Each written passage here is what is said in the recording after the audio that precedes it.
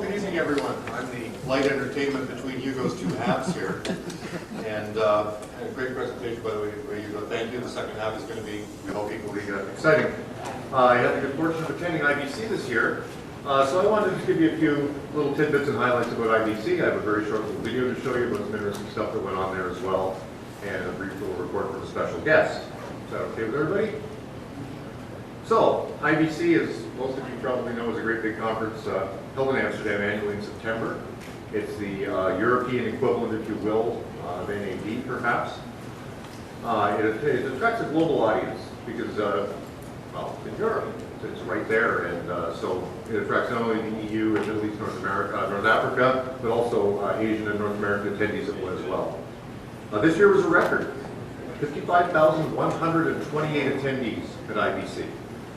Still nowhere near as big as NAB, but considering it's an international conference, this is a huge number of people. That included 250 speakers of technical papers and other material, and 1,800 vendors. So if you want to spend a few days walking around looking at stuff, that's a lot of people to look at every day. There were two main themes this year at IBC, and tonight Hugo and Sony are driving home the fact that they're both right in the forefront of everybody's thoughts, and that is, of course, IP for infrastructure, facility infrastructure, as Hugo was talking about, from within a building to an entire global infrastructure. We're looking at how IP can play a game there in the live world, as well as for contribution, as we've used it for a very long time, and now as we're using it more and more for distribution, and in particular, now that we have IBC compression. The other big side of the story is 4K UHD TV. That has come to bear in 12 gig SDI equipment. We're seeing support in the IP domain being described by many vendors now, such as Sony's LVC. Of course, displays, tons of displays, many cameras, not all of them true 4K cameras, but getting there quickly. It will soon surpass 4K. And now more and more production equipment as well. As well, there's the usual stuff you're seeing at trade shows right now, the 3D of the year, perhaps we could call it, but UAVs, FPVs, drones, whatever you call them. Of course, every show has a drone zone now. And this was no exception. There was a huge outdoor drone cage, and they were flying all manner of drones in there, primarily DJIs. And quite incredible stuff. If you haven't played with a drone yet or got looking at this stuff, you really got to. We had a meeting last year on drones, and they just continue to get more and more exciting all the time. OTT content everywhere. There's a ton of this at IBC. Clearly that's a trend now that's happening globally, not just the North American Netflixy, YouTubey thing. And at IBC there were many vendors selling software solutions, middleware solutions, set-top boxes, you name it. Virtual reality was kind of big, and we're going to see a little video on that and hear a little more about that. And of course storage. Storage continues to grow and everybody needs storage. The storage market loves us because storage, of course, doubles according to Moore's Law, and we're moving to 4K, which is at least 4 times the storage. So if we don't pick up compression, they're all very happy. So this was a popular theme, and although this company didn't actually do anything to forward this idea, we've seen this at a couple of prior trade shows. A couple of years ago at NAB, Axon really stuck it out, and they had a poster, something to the effect of the death of SDI, or SDI is dead. So now we're saying that SDI must die, but really SDI is coming near end of life. It is doing just fine. I mean, SDI works great. And many vendors, Sony and others included, sell a lot of SDI equipment, and that's paying for the development of UHD TV and IP. We now have 6 and 12 gigabit standards. 12 gigabits will accommodate up to UHD 4K P60. So that's the sweet spot for broadcasting 4K. So we have an SDI standard that will get us to 4K. So for people who want to not make that technology step and use what's familiar, use what's known and reliable, we have SDI solutions. 6 and 12 gig is available, mostly 12, it seems, coming from many vendors, camera vendors, switcher vendors, small routers, bigger ones coming, test and measurement. That stuff's all being supported in SDI for UHD and HD and so on. And we see 24 gigabit standardization on the horizon, which is pretty scary when you think about 24 gigabits over a VNC connector. But that's precisely what we're talking about still, is that over a VNC. So probably we're at the last play for coax interfaces in SDI right about now. And hence good timing for IP to start now. So we saw a lot of this SMPTE 2022 video over IP. This is a natural evolution, right? Because SMPTE is SMPTE and SDI is a SMPTE thing, so if we move to IP, it makes great sense to take that SMPTE thing and simply to put it inside an IP wrapper. So that's what 2022 is, right? It's SDI over IP. Great interim solution, really super short-term solution. Kind of like building the first motor car with reins to steer, very familiar, does the same old job, but doesn't really open the door to something new.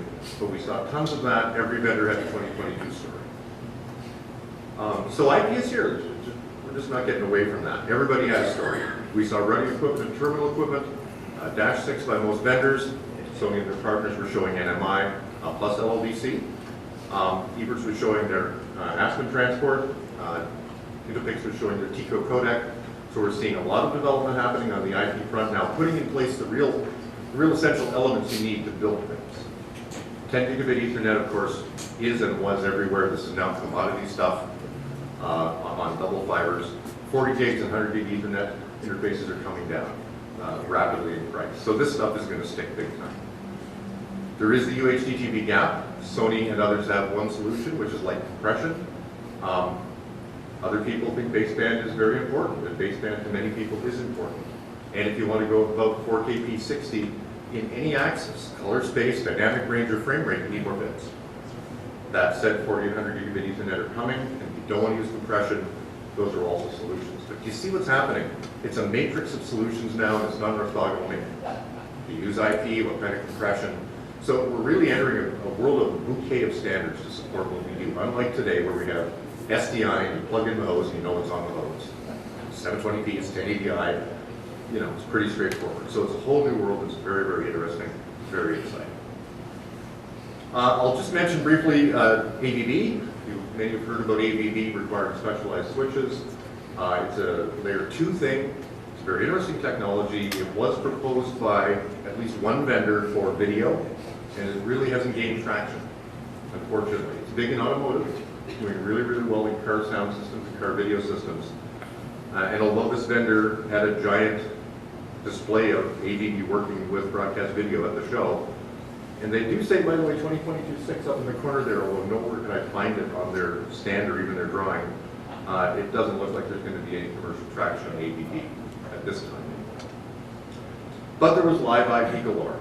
You turn your head and see something like this, and I'm just not going to have photos beyond that. This was the other thing that was everywhere, is 4K UHD TV. Displays, displays, displays. Every display vendor was there with displays. Why are display vendors so popular right now? Well, there's a problem in the consumer industry. They ran out of people to sell HD displays to. Well, it's not entirely true, but two things happen, right? The market for HD displays is becoming saturated in certain geographies. At the same time, they can print higher density displays. Well, you better invent a TV standard to sell these new display panels because everybody's bought their HD displays. So displays are everywhere. But 4K is real. So we're seeing cameras, we're seeing lenses to accommodate 4K, we're now seeing white color gamut being displayed. And in particular in red, and tonight you're going to see more of HDR and what that all means, because high dynamic range is truly startling. I mean, where HD and 4K and 8K look good, HDR adds a whole axis of, French have a word for it, I'm not sure what it is, but I don't know, it's just something. Anyway. And we also see more and more stuff related to cinematic workflows around 4K, because people are now realizing, especially with HDR, of course, you need to do color grading. Well, in broadcasting, we don't do color grading particularly. And when you're now doing live HDR, you've got to consider whether or not you need to have a color grader on every camera, or what you do to deal with that. So we're seeing workflows now coming out of the cinema world, and we're seeing a number of those at IBC, demonstrating how cinematic workflows are finding their way into 4K UHD TV, with the emphasis on UHD TV, the broadcast side, not the 4K, the cinema side. 8K, is it getting real? Yep. Like that camera? Luckily, it has no interfaces on it. It would have, I think, 32 or 64 coaxes if it was done the old way. It's 32, 3 gig coaxes. They do have a little anti-theft cable on it, but that's an NHK prototype camera, an 8K camera, and look at it. It's unbelievable. So this stuff is also here. They will be broadcasting test broadcasts in Japan next year, 2016. 2020 Olympics will be delivered in 8K. Holy cow. Displays galore as well. Lots of people with displays. This is Liard. Anybody have a monitor made by Liard? Not today. You may. Vendors are coming from all over the place. into the marketplace we've never heard of before with technologies that they've developed and applying to our space. And there were 8K displays all over the place as well at IBC, just to tease us for the future. There's an interesting little effort called the Hackfest. It was, and it's in quotes here, the goal was media convergence in the future of audiovisual content creation, distribution, and monetization. And the goal was an invitation to bring teams of hackers, software coders, kids, to come and brainstorm a prototype in 48 hours of work, an idea of some kind. And a number of companies sponsored, other companies contributed code and APIs. And the goal was for these kids to sit down, and I say kids because they were all young people who have nothing to do with our industry in the way we do traditionally, and come up with an application. So they all went for OTT applications, and OTT plus primarily applications. So we're not talking about just getting a stream over the internet, we're talking about getting something over the internet with content plus. So it's something on a second screen, something on a second interactivity, some social media tie-in. They picked sports as a more popular application. A number of them went for sports applications, one where you could bet on the next goal coming and play with your friends, and there's all sorts of weirdness, but that weirdness, of course, comes cooler. And if you want all the info on the whole thing, here's where you can find it, at ibc.org's content, IBC Hackfest, and it's a really interesting little article. There's some really good content there about the stuff they invented. But this was a nice thing to see at the trade show as well, was to see some young people just working on totally random, interesting stuff. And for all the old buggers like me to walk around and see this and go, wow, that's cool, oh hey. And hopefully that's what this does, it makes a lot of oh hey moments happen. IBC's theme, by the way, has moved from just being the International Broadcasting Conference to the content everywhere. Because they're now realizing that broadcasting isn't what it used to be, but content is what broadcasting used to be called, right? Or content is now what broadcasting was. So this is a big thing about IBC, and you'll see more and more events around the world sponsored by IBC, not just the big IBC. So they have one coming up sometime in the next couple of months, ENA, for example. Of course, you've got to have 3D. Was a couple of screenings of some new releases in 3D. This was a Christie 6P split spectrum projector and Dolby Atmos. But just if anybody's ever seen those famous photos from the 1950s of audiences full of 3D glasses, and then here's one from about 2 weeks ago. Not everything evolves. Other little notes, just mine. CGI continues to get creepy. Who's in CGI in the room here? Texture development is just getting weirder, and they were using these two disturbing cats to show they could really do fur better than ever before. Interesting award, the IBC International Honor Award, very prestigious award in the industry, was given out to ARM. Who knows what ARM, who's ARM? What's ARM? What do they make? CPUs. How many have they shipped? Take a guess, real number. Billion. How many? 50 billion ARM processors have shipped to date. The most successful CPU in the world. And it all began with the BBC Micro in 1983. Little desktop computer called the Acorn Apple. So pretty impressive that that company came up with an architecture for their Acorn microchip, and today they're being honored because every media player in the world is running an ARM CPU. So funny how things come around sometimes. And of course everything old, all new again. Snell plus Quantel are now called SAM. And if anybody knows Tim Thorstensen, he's been a CEO, he's been around the industry to a number of infrastructure manufacturers, and this is his latest stop in his tour de force of shaping the industry. And finally, you know you're old when you run into an Ethernet loudspeaker. So this loudspeaker is driven by ADS-67 digital audio over an Ethernet connector. So, I mean, Wi-Fi speakers are one thing, okay, I can get my brain around that. But when you see an Ethernet, power over Ethernet speaker, it's like, wow, that's just okay. And I saw this going around, and they were holding this up and taking pictures, and I just got to say, I don't think this is how Instagram actually works. But does anybody know otherwise? I can't imagine. Everybody has one of these little frames with them, they think it's Instagram showing. Anyway, finally, just an aside, just a Paul aside, but I got to share this. Sony has won, in my mind, the UHD TV Marketing Award, and I'll tell you why. This photograph is from Costco here in Toronto. The $300 store, my friend calls it, because you go in for one thing and you come out spending $300. And this was a photo of a box for a Sony 4K Ultra HD TV. And I've covered up the slogan because it's so brilliant. I'll tell you why it's brilliant. Who remembers the transition from SD to HD? Now, what did we do with all of our content in SD? We upconverted. And what did it look like? shit. So, we all think of upscaling and upconversion as turning good content into bad. Well, Sony wins the marketing award because they have now said that upscaling is what makes 4K TV really, really good. So congratulations to Sony for actually redefining upscaling. And nice play on words, beautiful play on words, Sony, bravo. Kudos. And the irony, of course, is everything you watch right now has to be upscaled to be displayed on this TV for the most part anyway. So I thought that was good. Anyway, they also have this thing called the Future Zone. And you can see by the headset on the square individual, it's one of those future zones. And if you'll indulge a short movie, I'd like to show you a little interesting clip about the Future Zone here, as soon as I find Hugo's mouse. I hope you find this interesting.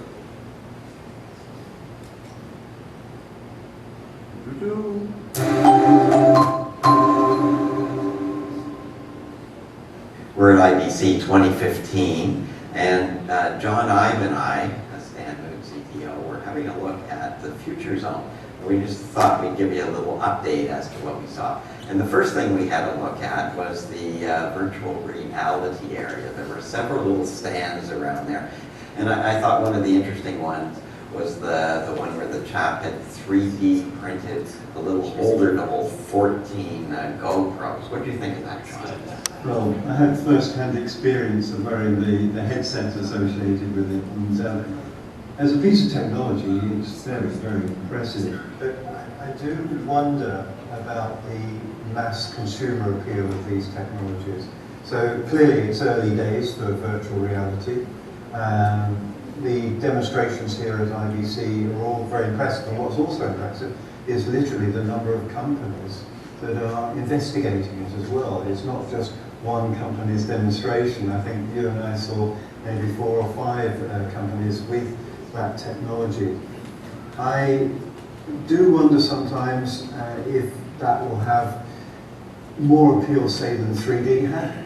Right. 3D struggled in a way to really get off the ground, and we've gone through phases. Well, the whole headset, and you were dizzy. I thought you were going to fall over at one point. Well, I did have to put my hand onto one side to stabilise myself. But anyway, it's early days, but it's very impressive.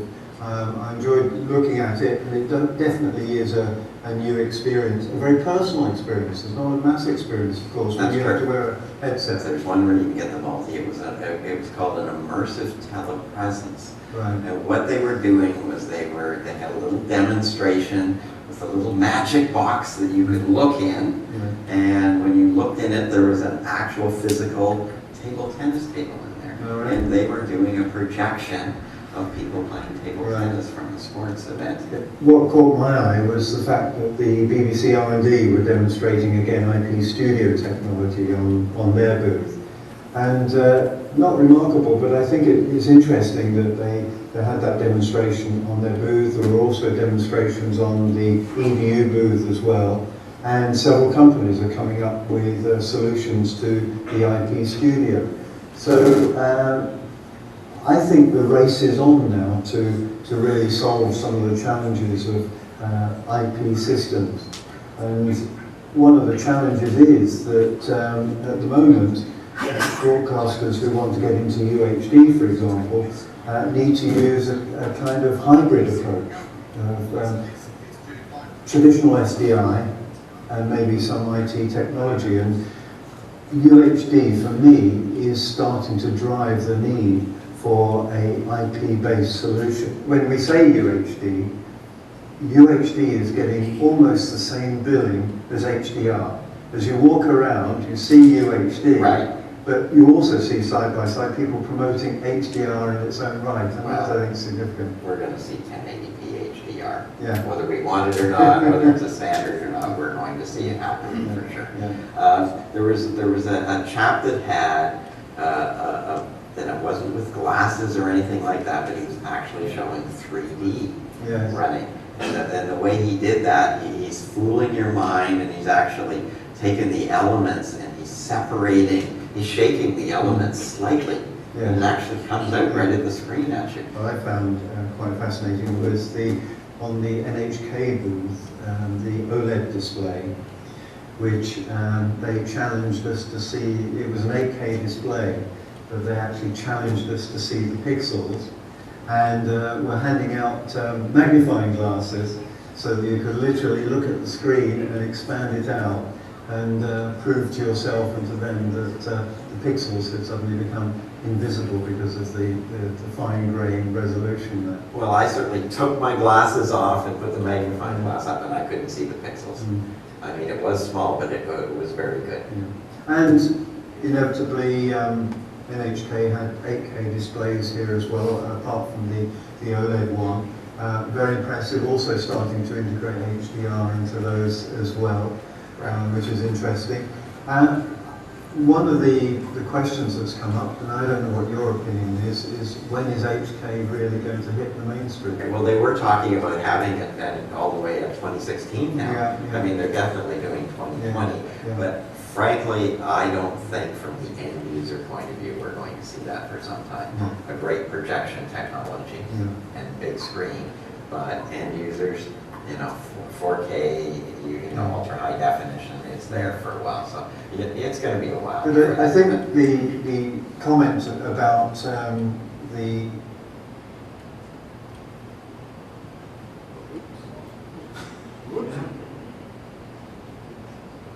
when we went from standard definition to high definition, we saw both a bump in quality, but we also saw the introduction of flat panel displays, and those two gave a compelling solution. But now we're going from HD to UHD, and the step function in quality, I don't think, is compelling in its own right. So we do need some of these other things like the HDR to make a package that is going to be compelling. And you're quite right. People are saying, well, if I can apply HDR to 4K, why can't I apply it to high definition as well? Right. So, I mean, it's not the same bang for the buck. I mean, it was definitely people moving to the flat screen that got things like HD and surrounds and everything. Now, one area that was in there was some second screen technology. And in the second screen technology, he had an example of resurfacing the Cosmic Concordia. And what he did was he took some of the images off that screen and then he did a search in his database, looking for everything that looked like a Concordia element happening. And then he brought that up for a second screen story in just minutes. It was incredible. And then he had it on an iPad there where you could click on the different second story things, as well as the up-and-coming ones. The up-and-coming ones, of course, were great to see. Well, in the earlier days of high definition, we were seeing lots of buttons superimposed on the main screen. That has seemed to have gone away because it sort of pollutes the image on the main screen. So that's put an emphasis on having good synchronicity between the second screen and the main screen. And I think that's partly what you're talking about. Oh, absolutely. You're 100% right. Thinking of that, at this show, I have not seen multiple things on screens now. A very unique thing. Anyway, those were the main things that caught our eye today at the Future Zone at IBC 2015.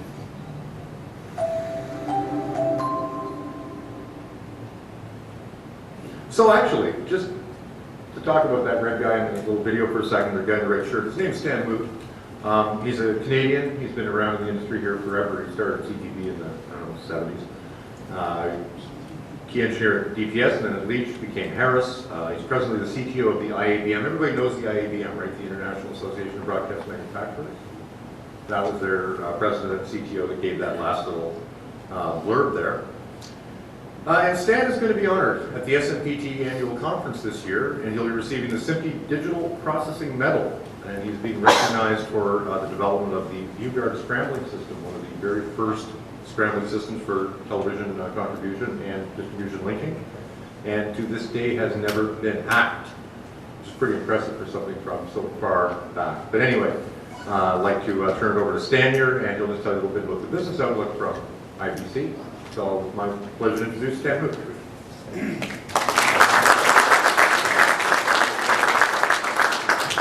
Thanks, Paul. Well, I'll try to do this with better lip sync than the other one there. But on the business side, we already talked about the HDR aspect quite a lot and things like that. But one of the areas that might be surprising is the adoption of cloud, actually. Cloud is picking up. And part of that reason is people are using their own private clouds, so they're avoiding some of the security issues, or they feel they are anyway. But that was starting to pick up, certainly more and more. On the OTT side, everybody, of course, in every OTT presentation or business presentation starts talking about Netflix, and yet Netflix actually refused to speak at IBC for whatever reason. So I guess they want to keep things a little bit separate from that point of view. Hard to say, but that's one aspect that's interesting to follow. On the business side, as far as end users, I talked to a lot of suppliers and end users at the trade show, and people are quite confused. Are we going 4K? Are we going 8K? Are we going IP? Is SDI dying or not dying? What's going on? And people are sitting around waiting and not spending money. And that's a bit of a problem on two fronts. Not only does it hurt the vendors, of course, but it also actually is hurting the industry, because the other companies that are developing a lot of production material at lower quality are gaining viewership. And as they do that, they're learning how to do higher quality viewership, at which point it'll put the traditional guys out of business if they don't keep up. So there were a lot of business meetings and discussions going on about how can we maybe take a stepped approach and continue on with this. Paul mentioned the Hackfest there. I thought it was really cool that the Hackfest booth was actually right beside the consortium of China manufacturers. And you know, you see all the hacking going on in that point of view, but that was another point. And IBC, of course, did distort the numbers a little bit on the side. The number of attendees were up by 299 over the previous year. But part of the reason for that is because they added another 1,600 square meters of exhibitor space. So actually exhibitors were up as far as that goes. So actually the number of visitors were call it flat, but they were down by about 300. So basically the show's flat. It is growing though by more exhibitors, which is good to see. And I think the business outlook from most people was quite positive. Anyway, with that, I'll turn it back to Paul. Thanks.